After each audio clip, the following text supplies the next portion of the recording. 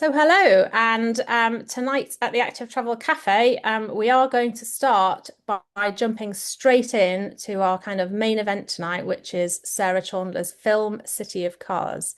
And I'm really, really pleased that Sarah's come to share this with us. It's something that I talked to her very briefly about when she was making it, so I kind of was aware of, when she first was starting to share it and think about, how to go about doing that.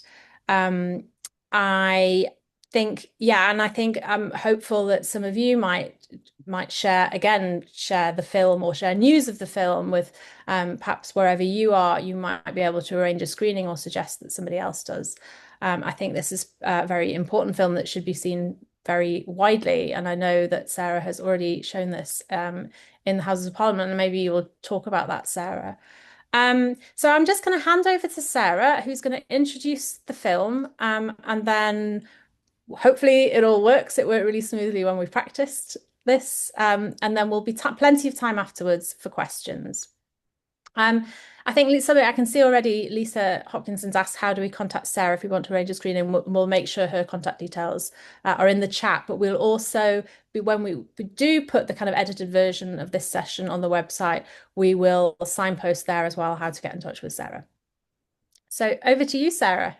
Okay, thank you so much, Sally, and thank you very much for having me on Active Travel Cafe. It's a real honour, and I'm really delighted to be able to share the film with a national audience. We've had a few screenings locally, but not nationally, so that's really lovely. I think the thing about this film that I want to make clear is that it's obviously I filmed this in Birmingham, but with the absolute understanding that what I was witnessing and putting in this film is what people are experiencing throughout the country.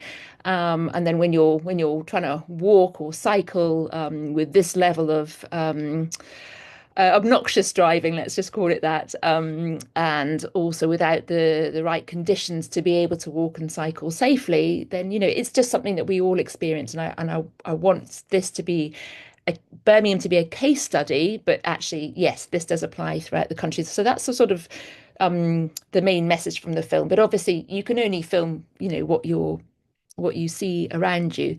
I made the film, as I've already alluded to, the fact that what I was witnessing around Birmingham was really horrific. Every time I sort of step out the door with my children, they're a bit older now, but on the school run, cycling around Birmingham, I just felt so desperately unsafe. I'm a active traveller by nature and by upbringing, and also public transport. When I moved to Birmingham, I had to learn to drive. This is the kind of the city that we live in. So yeah, I just wanted to start capturing the speeding, the dangerous driving, the mobile phone use, the red light jumping, everything that you're going to see in the film. Unfortunately, through the process of making the film, or actually very fortunately, I had the absolute pleasure and honour to meet two of the sets of parents whose children were killed in the time period that I was making the film, and they have supported me in making this film, just to get the message out there that actually we do need to address this problem and keep children who are just walking on the pavement, minding their own business, safe.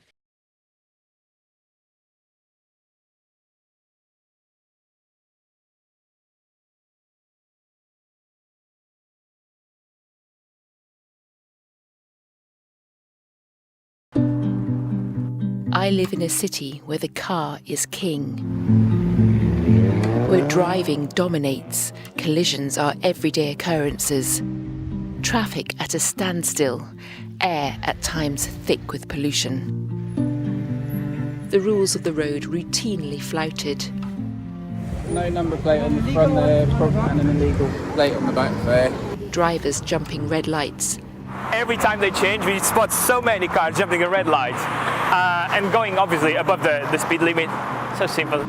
Illegal manoeuvres. Reckless driving. Speeding through residential streets as children make their way to school. Vehicles monopolising pavements and cycle paths. And the level of entitlement the drivers feel that they can just park wherever they want. As long as they have a parking space, it doesn't matter. People, including children, have been killed or seriously injured. Lives ruined. families traumatised. I live in Birmingham, with its sprawling urban motorways crisscrossing the city. For the last decade, there's only been 6 average speed camera zones operating on a 1,500 mile road network. Is it any wonder driving standards are so poor? So how did we get here? A city of cars. Yeah, I mean, I think what you get over really powerfully just though is that kind of really that personal cost, that actually really, when you think about it, must affect so many families. Just, it's heartbreaking to hear Yeah, those stories of those children. absolutely. And those are just two of the stories that I told in this film. And actually, just over the last 2 years, I've now met, as many of you probably have working in this sphere, so many families who have lost loved ones through this or been seriously injured, or just injured. It shouldn't be. We shouldn't be. I don't know how to put this delicately, but we shouldn't be collateral damage, and it's just not right that we've accepted it for so long, and that's across all modes of transport, walking, cycling, driving. We need to address this, and it just feels like it's just a problem that's sort of like shoved under the carpet. I think if it was to happen all at once, I can't. I've got the figures for. It was 1,602 people were killed in road traffic collisions in 2024, and that's actually the equivalent of 10 aeroplanes a year crashing. Can you imagine if that happened all in one go, the uproar that would be? It would just be, there would be inquiries, there would be everything done to stop it. But because it happens one by one, or unfortunately, in some cases, whole car fulls of people, particularly young people, are killed. I met the mother of one teenage boy who was killed along with 3 of his friends the other day, and just meeting these parents who've lost so much is just. And I know that they're in touch with government ministers quite a lot when they get given the time. It's just kind of like, well, can we not just do something about this now so that nobody else has to go through what they're going through? So I wanted to make the film that sort of connected dots, that connected the horrific scenes that you saw in the film and that we all know about with policy. As Chris Boardman said, this comes down to policy. This comes down to active choices. Are you going to put a pedestrian crossing in, at the lowest level? Are you going to put cycle lanes in at a slightly elevated level? What actually should we be doing? Yeah, and why does it take so long? Why is it difficult to do the even really, really simple things that you can fight, for many years just for a zebra crossing? It feels like doing something really kind of significant. It can feel, for many places, we do have some places which are kind of doing more and faster, but it's very much the minority, isn't it? And actually, and Ruth has asked in the Q&A, which and I know you have shown this. She's asked, have you shown this to either local MPs or the Transport Committee in Parliament? And it's not the Transport Committee, but do you want to talk about who you have shared it with? And Yes. So the Mayor of the West Midlands, Richard Parker, was very good to show it to his staff at the West Midlands Combined Authority. So we had a good screening for that. And Sarah Coombs MP hosted a screening in Parliament and invited West Midlands MPs. It was attended, not as well as I would have liked it to, but to my mind, if just one MP sees it, then that's better than no MP seeing it. So, yeah, I would really like to have it screened more widely, and particularly to decision makers. Yeah. I'm just going to take a couple of questions from the Q&A because I'm conscious that they put them there a while ago, and then I'll take some people who've got hands up, and then we'll go back to the Q&A. So John Kelly says, are the statistics available for road traffic accidents per local authority police area? Are they published per local authority area? Is there mapping? Well, I Is think that the answer is yes. He's talking about. yes, I mean, those statistics are published by the Department of Transport every year, and they have a tool that you can use to sort of get the statistics for your own region. Yeah. Yeah, somebody might have a link to that they might put in the chat if anybody's got that handy. Oh, look, somebody, Adam, thank you. John Garnsworthy says, brilliant film. Were the police and other emergency services invited to contribute, and would that have helped to add more weight to the message? Yeah, so my background is broadcast journalism, and as a journalist, you go to all areas to get comment. But I will caveat that with saying that I was doing this on my own resources. And I kind of felt that, so yes, I would have liked to have gone to the police and local politicians possibly to get comment. But as I was doing this under my own steam, it felt like, I'll be quite serious with you. I was never going to get somebody high up in the police or to cooperate with me. I might now that I've published this film, but then I don't think so. And what was the other part of that question? Would it have added? Yes, it would have added a different perspective. But what I wanted to do was show how it was impacting people, real people, and the people that I met every day. So yeah, absolutely contributions. And if I, if I get funding to make another film, then I will absolutely be going to those authorities as well. Yeah. Yeah, and I suppose as well, you focus very much on the kind of the physical impact of the infrastructure we do have, which is for driving, and the idea being that if you change that, then fundamentally some of that there is less policing. Yeah, absolutely. I mean, I think that's where the film ends, doesn't it? It's Maya Yahaya was killed on Upper Highgate Street. It's a very fast and dangerous road. There are a lot of people living on that road. Strategically, does it have to be driven down every day? Unfortunately, people drive down there at speed. And so something that in the film you saw that Better Streets for Birmingham were pushing for was to have that road closed off. And there's all sorts of conversations about how that can happen. Yeah, and whether those things will happen with local authority permission, etc. I'm going to take a couple more in the chat, and then I'm going to come back to the hands up. Adrian Berendt very briefly has asked, how can we share this film, Sarah? Maybe perhaps if you could put your contact details in the chat, that would be really great. Sylvia Gathero has said, have you shown the film to the council? And if so, what was their reaction?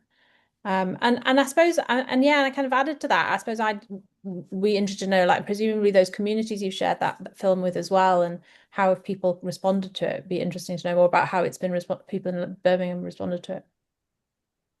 Yes, so I my understanding is it has been played to key people in Birmingham City Council, certainly transport staff and people holding portfolios for transport. So I'm happy about that. The reaction from Birmingham, I mean, yeah, it's been mixed. I've had different audiences, but really positive in terms of this is a situation that they recognize. A few people who aren't necessarily from this sort of sphere, who, aren't and don't really are not engrossed in this subject, have been sufficiently moved to reflect that actually maybe I'm not going to drive so much, or it's just helped kind of like shift perspective. So that's certainly the feedback that I've had, and certainly the families that were involved. Yeah, they've been 100% behind this, and other parents of children who have been killed in this way have been kind of appreciative that it's been couched in these terms. Thank you, Sarah. Tim, do you want to ask something? Yeah, I'll try and be quick. Thanks to everyone, and yeah, thanks to you, Sarah. Just one thing, I was lucky to. This is the second time I've viewed it, and one thing I've sort of been reflecting on in the last couple of years uh, is that we never sort of talk about car design in our designs, really, or the whole active travel conversation. I was at Sustrans 8 years trying to help people to walk and wheel and cycle more, and no one said, "Oh, we should speed limit cars." No one ever said that. So you can't go above 20 down Myers Street. And I just wonder, yeah, should we be talking about that a bit more? The Sea Whiz that I'm going to be reviewing on is it doesn't mention cars like that we need to reduce the number of miles driven. Maybe need to look at, speed limiting, controlling car and changing car design. So it's impossible for the human. We're all stupid, aren't we? Human beings, we're all a bit stupid to do the things that we shouldn't be doing. So yeah, I just wonder if that had been discussed at all, Sarah, in a city that builds cars, Jaguar Land Rover, has it been showed to them? Because these are people designing products Yeah. of the day that are then, resulted in these things. Yes, of course, road and street design and education and enforcement is important. But I just wonder, that's just kind of come to me as like, yeah, shouldn't we all be thinking about that a bit more? Yeah, definitely. I agree. And I think the point I made in the film that there was 6 average speed cameras in Birmingham on a 1,500 mile road network, and therefore, it's just not possible, is it, to contain people who want to speed? And so you're right, maybe speed limiters on cars is the way forward. And yeah, I would like to approach car manufacturers to have that kind of conversation. I kind of think that, obviously I've made a film. I don't have political clout in any way. So yeah, I think it's a really valid point and a really good idea. Adam, I'd take your question, and then we have Ailey in the Q&A. If anybody else has a kind of final question, be thinking about it now, and then we'll wrap up. Sarah, Adam. thank you for that. For that, this is really powerful. I'm wondering if it's one of these things that should be like taken national, like say even like redone or re-edited with BBC Panorama and made into something as a bigger issue. But I think it's a really powerful thing that you should be absolutely taking and trying to get broadcast at a national level. And yeah, because I do think this is one of these things that it isn't about statistics. It's just showing the problem, and it's not. And I don't think it needs to it doesn't need to give the answers, because I don't think that's an answer that. Yeah, but I do think it needs. This is phenomenal and quite upsetting. But thank you. No, thanks so much, and thank you for pointing out that I'm not coming up with the answers very much. I'm just asking the questions. And yes, I have approached broadcasters. They normally want to have ownership of something. I haven't secured anything. And I'd be very happy to rework it. And yeah, but yeah, that would be fantastic. But thank you for your comments as well. That's really nice to hear. Thank you. And Ailey says, are there any signs at all from the authorities in Birmingham that they are at least listening? And I mean, I guess the fact that Matt McDonald has been appointed in that role is kind of, is a kind of move in the right direction. But is there been anything kind of more concrete that you're seeing happen any faster or any differently as yet? Yes, definitely. The headlines and the consistent headlines, which were created as a direct result of those high-profile demonstrations, has definitely generated political interest and also action. So, for example, the reduction of major trunk roads from 40 miles per hour to 30 miles per hour, that's coming into force. I think there's a few other West Midlands Police have definitely upped their enforcement as a result. I think of the campaigning. They might have a different view on that. The media coverage. We had a whole road safety special on Midlands today.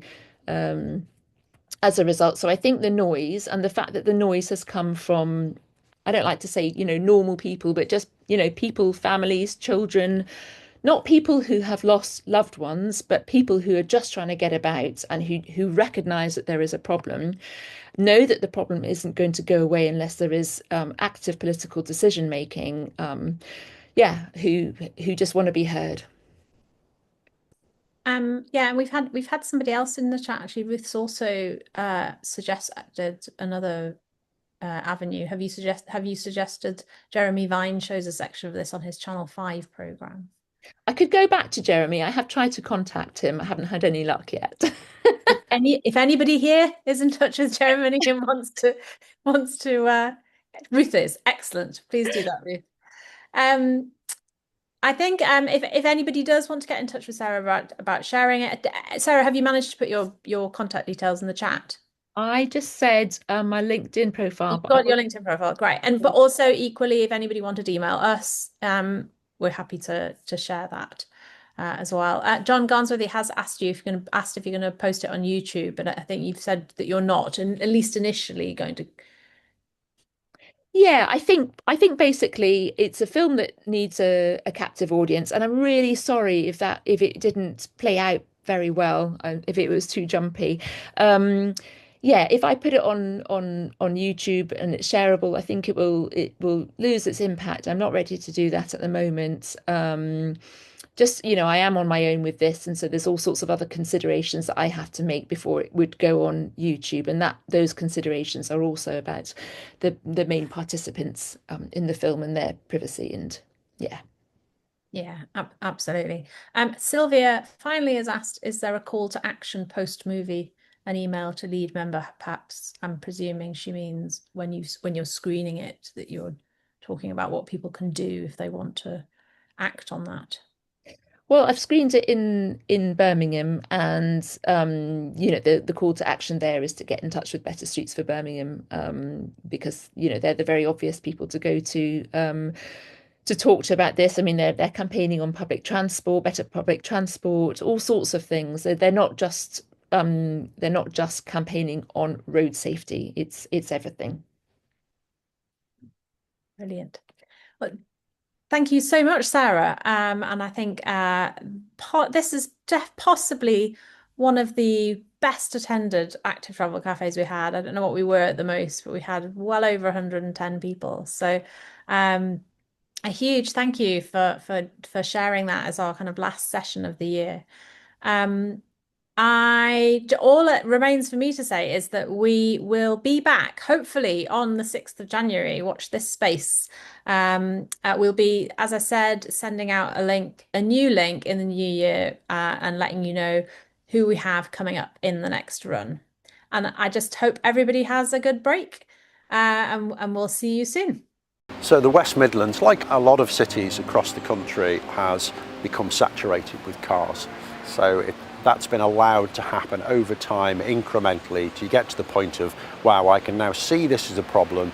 I've got toxic air, I've got a lot of collisions, I've got people squeezed onto pavements, there are no other choices, our buses are being held up in traffic jams, and I don't know how to get out of it. Well, there is no easy way to get out of it. It needs pockets of bravery to do it. So Birmingham in particular has got a lot of cars and behavioural problems on the road.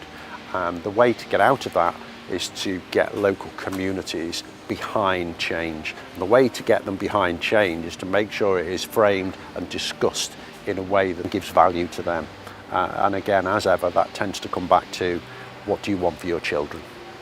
The fact that there are so many people out there who are now joining our call for change and who are prepared to come out and stand on the streets and make the point themselves, that fact is what keeps us going, because we have to be there for those people to have the best possible shot we can of actually making the change we need to see.